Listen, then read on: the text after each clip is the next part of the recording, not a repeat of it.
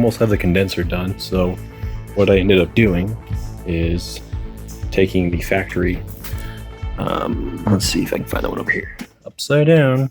So you see this piece right here, it slides in the metal and you can run a bolt through it, and there's like a threaded nut almost on the other side, so it's like a captured nut almost. So what I did is I pulled the one that came off the factory over here. As you can see, it used to go right there in that tab.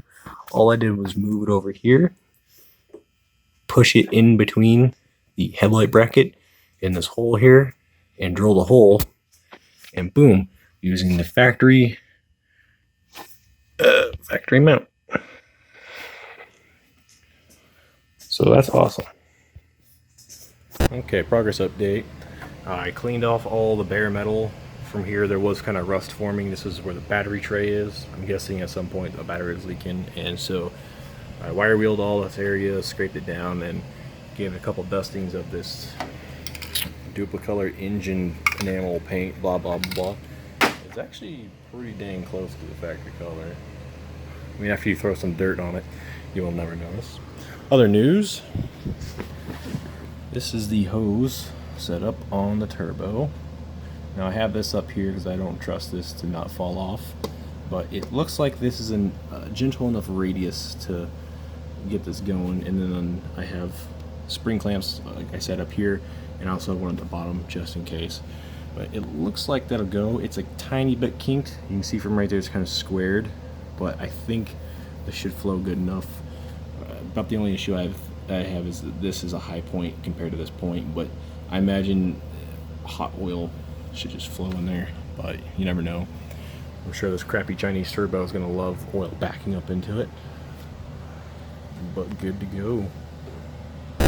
I just want to give you guys a quick look of the transmission situation here.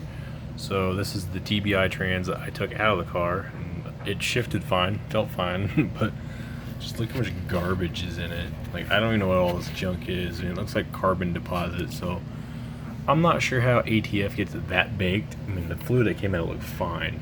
I don't know what is up with this. And you see it's all brown.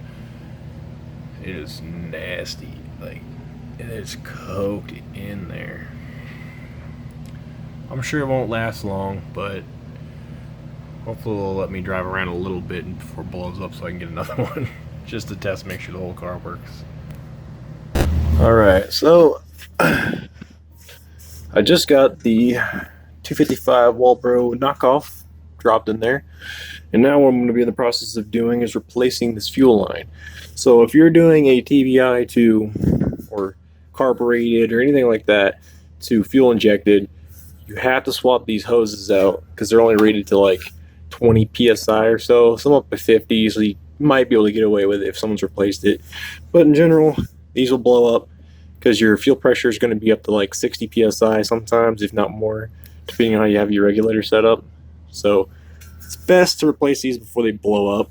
Now what I'm doing is pulling off the old ones, which I think I replaced these with newer hose a couple years ago, but once again, they're not fuel injected rated. So what I'm going to do is basically use this as a template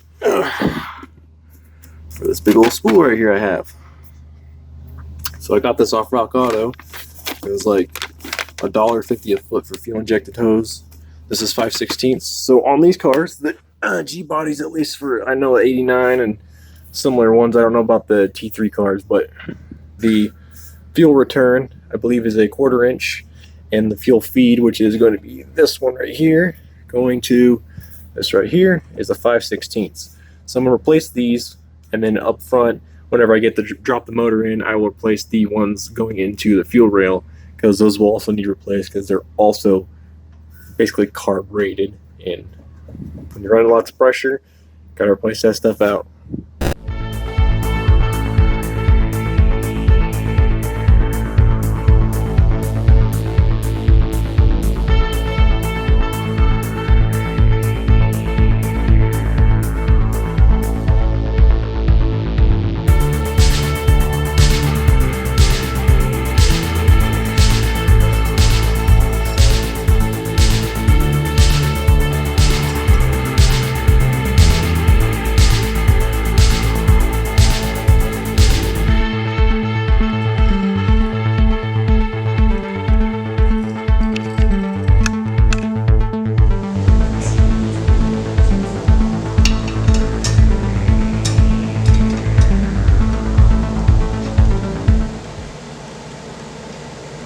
Does this look dangerous? No, not at all. That's what I thought. What?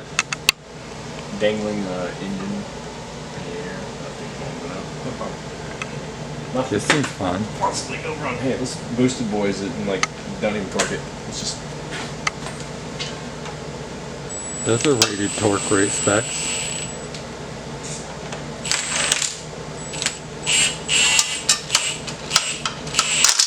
Torque to spec.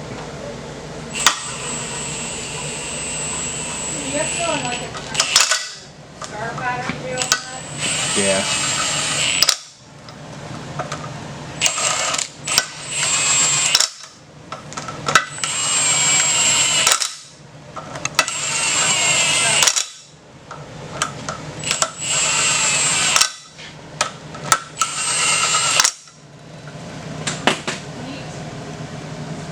I have to actually torque it.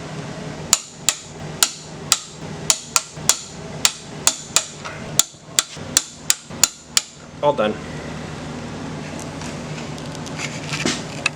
That's not bad, huh? Nope. Guys, I'm really not sure why he told me to film this if he's not going to show you guys what he's doing. But B-roll. I don't even Not a tutorial. I shouldn't tell people how to pour fluid into it.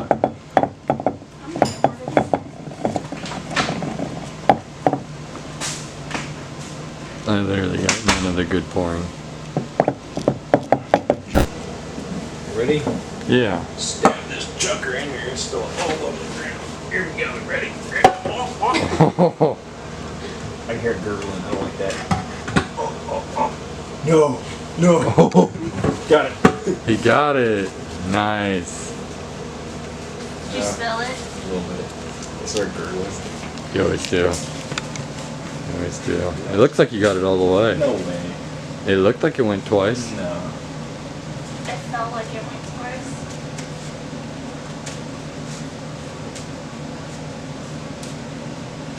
I don't think it did. I don't trust it. There's tons of transmission fluid in the bottom of it. I guess it did go on. I don't know. Alright guys, here's a good one for you. So this has been our night, forward and backwards, doing stuff to go backwards to go forward again. So we're like, yeah, let's stab this, you know, we're ready, you know, to put this right on there. Let's just put this in there. Oh wait, this goes back there. So we got to take that back off.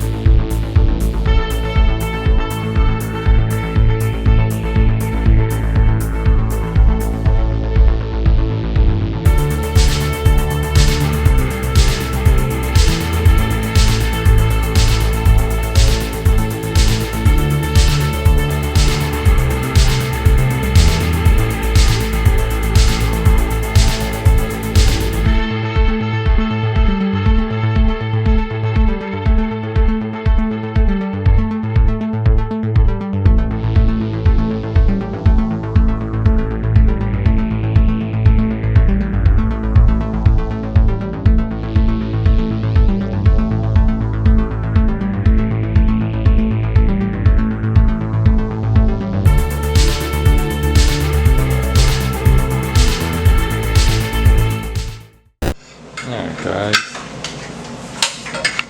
so I just wanted to show you our new hookup, new setup. Got these hooks here from the store. They hold up to, what was it, 900 pounds is what they were rated for. We got them so that we can quick grab stuff with our chains. Never mind that up there though, don't worry about that. But the rest is really nice and it actually works really well, and I just kind of wanted to show it off to you guys. Up there I'll be buying another setup, probably a clevis setup that you can hook to, that it'll be a lot easier, make our experience using the hoist a little better. Plus we could have really used these hooks while we were pulling the motor. There's just a lot of stuff we could have hooked onto and helped us out instead of trying to find bolts, back bolts out, put the bolts back in with a chain around it. It is just a big pain in the LS over here. We actually ended up just tying string around the headers. Well, string, this is mule tape. I use it at my job to pull in fiber. But we ended up just tying it around the headers down there. Get you a good shot. And that's actually how we ended up lifting the back out of the motor out of there, because we couldn't get chains down there to that point. So that was all. Just a little update. Show you guys something that we bought today just to help us out. Peace.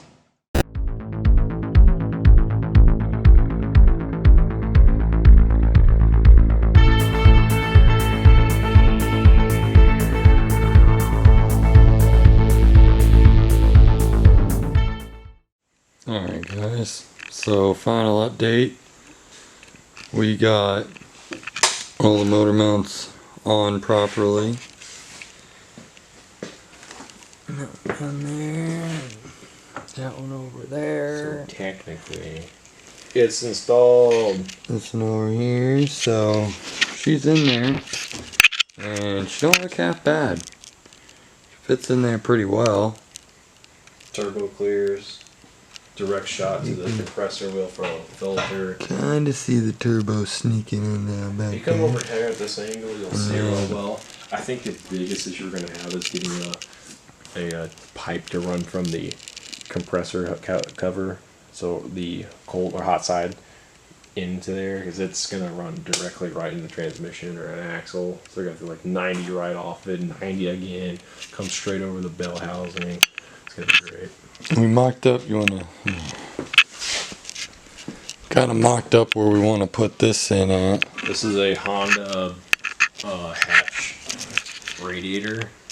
A lot of people use them in their swaps and other cars and stuff, especially Hondas, 1,000 horsepower Hondas maybe. Not that that has anything to do with heat, but because I had to move the air condenser over, the factory radiator is from like right here all the way across, which would work fine in a factory situation, but considering I'm going to be running boost tubes through here, because from the factory they never run a big front mount intercooler, so without either running a huge intercooler pipe across here and from over here, or just do an MR2 style one where you get both over here, move the condenser over, obviously smaller radiator.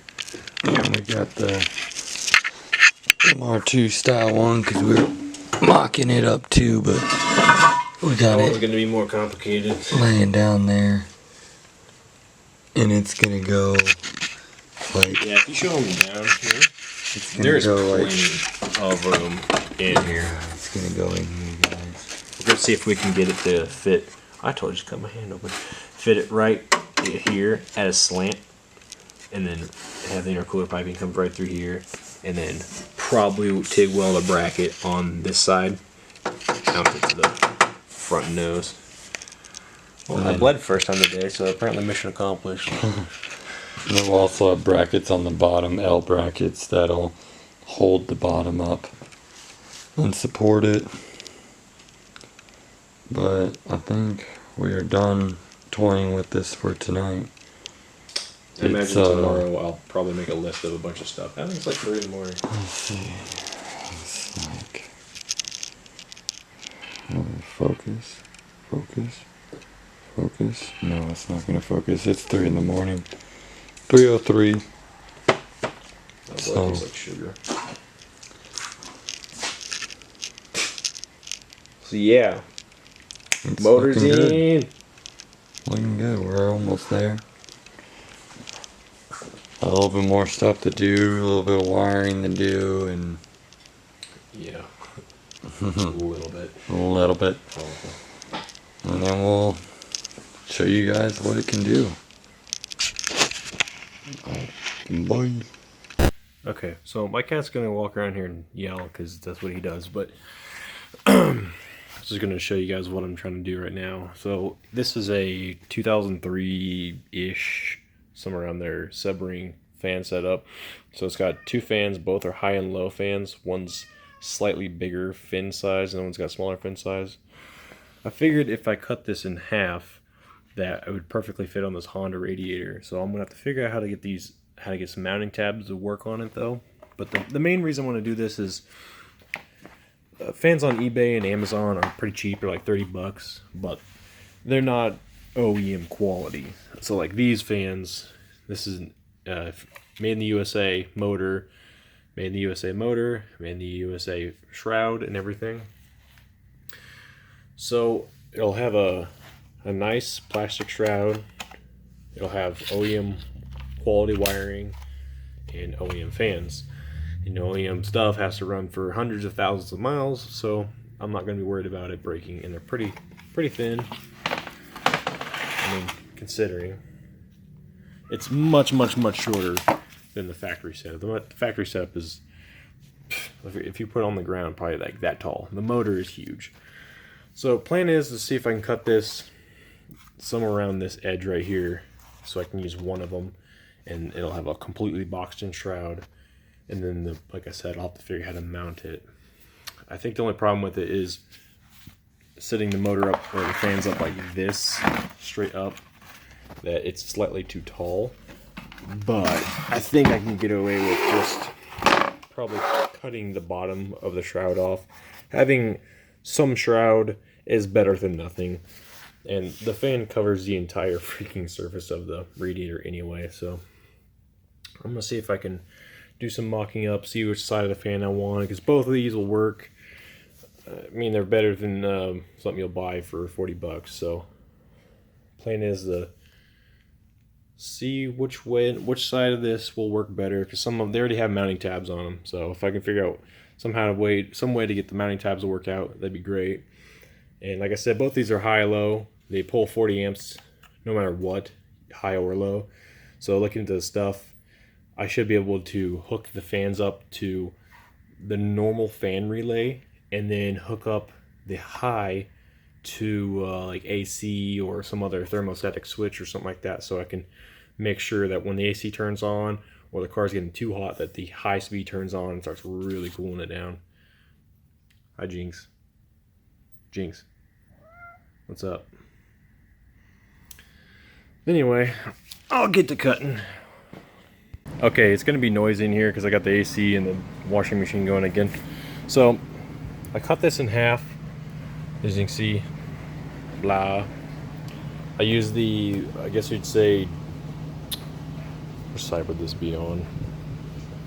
This would be this is how it normally would look, so, driver's side? I think it's driver's side. Driver's side fan, and I cut it just so it's slightly above that line. That line is normally catty corner, as you can see from the previous scene. So now I'm trying to figure out which way would be the best way to orientate it. So this way, it looks like it would fit, other than I need to trim this off right here to fit the lower bung, and then trim it a little bit up here to fit the upper one. Now the problem with that is, side to side, if I line it up over here exactly on the side, so that's exactly trimmed on the side, it overhangs, let's say about ½ an inch, 3/4 of an inch, which I don't know if that'll really affect anything, because like I said, this is better than having nothing. So I might go with that. The other alternative is if I rotate it 90 degrees clockwise, it slightly overhangs the bottom, in which I'll have to trim up some more, but with a little more trimming, you can see that pretty much fits it perfectly side to side, and it'll be encapsulated for the most part on this side. So over here it'll have it more in the shroud, but there'll be a lot more trimming on the bottom, thus removing the lower shroud anyway. So it's kind of either way, I don't win, but I'm trying to figure out which one would be the cleanest. Like this one would probably work for the most part, and it would have the upper rubber shrouding up here if I want to keep that. But I'll probably cut off these tabs, pull this rubber shrouding off. Unless it's not hurting anything, I'll keep it. But over here, this is a tough one. I'd have to cut, what, 1.5 inches off the bottom to get the clear. To remove 1.5 inches of shrouding over here. Well, then if I just rotate it, like I was showing you earlier, like that, all I gotta do is cut some few things and it'd pretty much be done. So I'm gonna sit here and figure out what I want to do with this, and I guess give you an update on what I've done. Okay, got the fan setup done. Now, I'm not too proud of this, but it works. TM. So, here's that Sebring fan. Cut it in half. I took the other one apart, so I could technically reuse it if I wanted to. So, there's the fan. So if the other motor gives out, I can use this one, or if I need to use this shroud, I can. Other than there'll be this nice gaping hole in the wall, but that should mean it's already clearanced. But, here we go. So, what I did is cut this corner off, the clearance for this. There's got some okay flow over there. This camera's not gonna zoom in very well, by the way. These are the stock mounting holes for this radiator, and these are just some Harbor Freight chin seal bolts I found in my Harbor Freight kit. These pieces of metal, they're really thin, so it doesn't like hold it all that well. I might fix that later or never, who knows. Like, look at that. She's mint. Anyway, this used to be like a billfold or maybe a binder clip or something. It looked like this, and I spread it apart and smashed it in the ground until it got completely flat, and then I cut it in half and reflattened it again. Drilled some holes in it. Now they're tabs holding it down. I mean, looks pretty good. At the top here, I don't have that side in, but I figured 3 is good enough. So this was a stock hole on this shroud already for a factory bolt hole. I think a piece of plastic clipped in there or something like that. So I stuck a bolt up through it, nutted it down so it's tight, then stuck this arm off of a Harbor Freight puller, you know, the 3-jaw puller, because I blew one up one time, so this arm basically worked perfect. So I just had it slightly oblong this hole right here. I need to put a washer on this side, but nutted it down, put a bolt down there, clamped it tight, and I mean, I don't think it's gonna come off. Maybe after like 500 miles or something it might come off, but for now it should be fine. It clears the top up here perfectly fine. I could easily get a hose clamp in there. Down there should be fine. The only thing that does need kind of worked on is the petcock situation, but I'll deal with that when that time comes. I'll have to sit there and like razor blade this and pull it off. But other than that, looks pretty mint. Okay, so more yelling cat. Hi, Jinx. Jinx. So I'm in the process of pulling the old wiring harness out right here. I'm slowly melding the new one into it. So far I've run into one issue, and that is the turns, or the fog lights down there have a different connector on them, so I'm gonna have to bamboozle this together. I looked at the harness with friend Quentin, and it looks like this will work. It's just there's some slight differences to it, like the map and tip. This is the same, but then if you look at the actual boost controller solenoids, these are like different than normal. They're supposed to look like this, like 2 of them, but mine isn't like that. So I'm just gonna hopefully just move this into here and maybe it'll just all work. Who knows? So I'm gonna slowly do all this, and then I'll let you guys know as I run along what I'm running into. But this does look like it's a G body of some sort, since it did have the wiring connector for the motor on the headlights. So I guess it's a G body. Don't know what it's from or why it's different, but we'll see.